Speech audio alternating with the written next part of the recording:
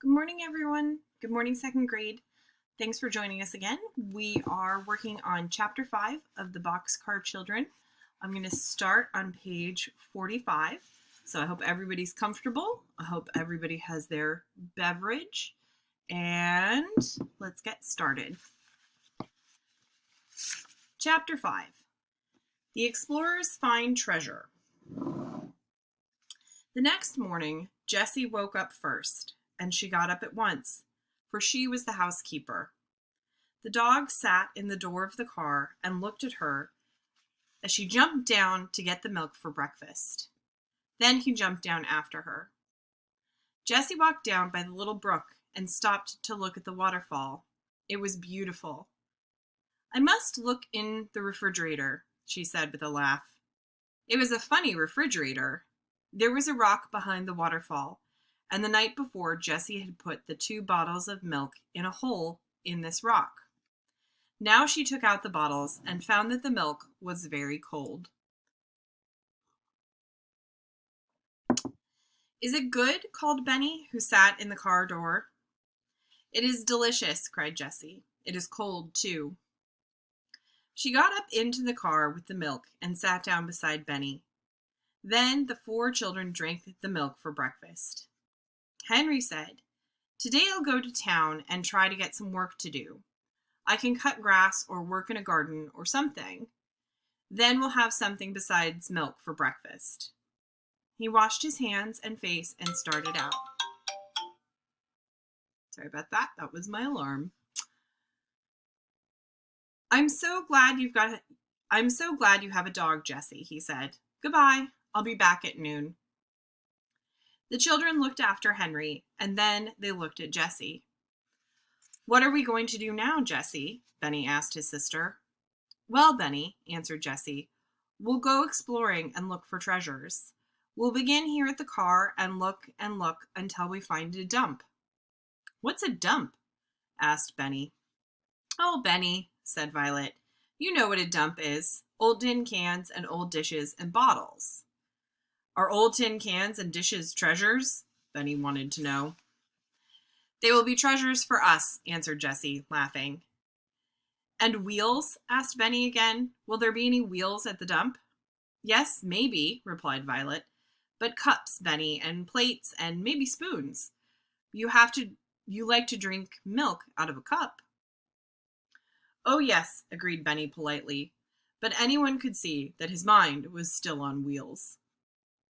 The explorers started walking down the old rusty tracks, with Watch hopping along on 3 legs.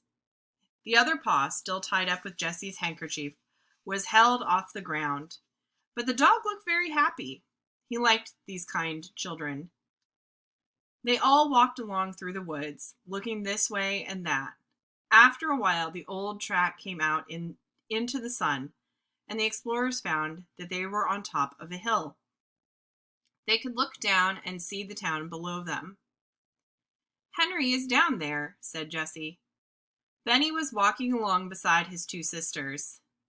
Suddenly he cried happily, "Look, Jessie, there's a treasure! A wheel!"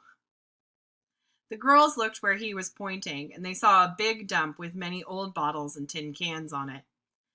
There were also both wheels and cups. Indeed, there were dishes of all kinds.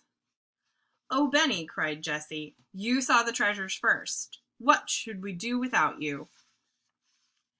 Violet ran over to the dump. "Here's a white pitcher, Jessie," she cried. Jessie looked at it.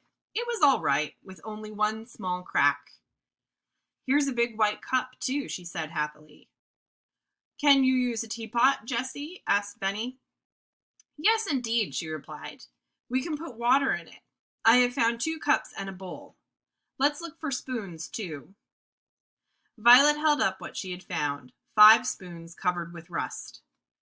"Good," said Jessie. "Here's a big kettle. Let's pile all the dishes into it. Then we can carry them back to the boxcar." Benny had found 4 wheels just alike and laid them to one side. Now he held up a pink cup. There was a big crack in it, but it had a handle. "This will be my pink cup," said Benny. "I hope it will hold milk," said Jessie, laughing. "It is a beautiful cup, Benny." The children laid all their treasures, even the wheels, on a board, and the girls carried the board back to the boxcar between them. They put the dishes down by the brook. "Now we must wash them," said Jessie. "All right," agreed Benny. "We'll wash my pink cup." And never did a little boy hand dishes so carefully to his sisters as Benny did. The girls washed the dishes with soap, and Jessie used sand to get the rust off the spoons. "There," she said, washing the last shining spoon. "How fine they look. But I'm afraid they still aren't clean enough to eat from. When Henry comes, we'll get him to build a fire. Then we can have hot water to rinse them, and then they will be very clean." The children sat back and admired the dishes. Suddenly Violet cried, "Oh, I know where to put them. Come and see what I found in the car last night." Both girls looked in at the door. "Look at the door on the other side of the car," said Violet. All Jessie saw were 2 pieces of wood nailed to the closed door of the car, but she knew at once what was in Violet's mind. She ran to get the board they had carried from the dump and laid it carefully across the 2 pieces of wood. It made a fine shelf for the dishes. "There," said Jessie. The children could hardly wait to put the shining dishes on the shelf. "Let's put them on now," said Violet, "and see how they look, without waiting to rinse them." When they were on the shelf, Violet picked some white and yellow flowers and put them in a cup full of water in the middle of the shelf. "There," said Jessie, stepping back to look at it. "You said 'there' 3 times," remarked Benny happily. "So I did," replied Jessie, laughing, "and I'm going to say it again." She pointed into the woods and said, "There!" Henry was coming through the woods, and he carried many funny-looking bundles in his arms. But he would not open his bundles or tell them what he had been doing until it was time for dinner. "Where did you get the dishes?" he cried when he saw the shelf. "We went exploring," said Violet, "and found a big dump." The children began telling him about their treasures. Benny told him about the tin cans and his pink cup and his wheels. Jessie took out the big kettle and asked him about building a fire. "We want to use the dishes to eat from," she told him, "and it's hard to get them clean in cold water." So Henry made a small fire in an open place where it could not burn anything. He put big stones all around it. "We ought to have a fireplace," he remarked. Jessie cleaned the kettle with sand and filled it with water. Then Henry put it on the fire. Soon the water was boiling, and Jessie rinsed the dishes carefully.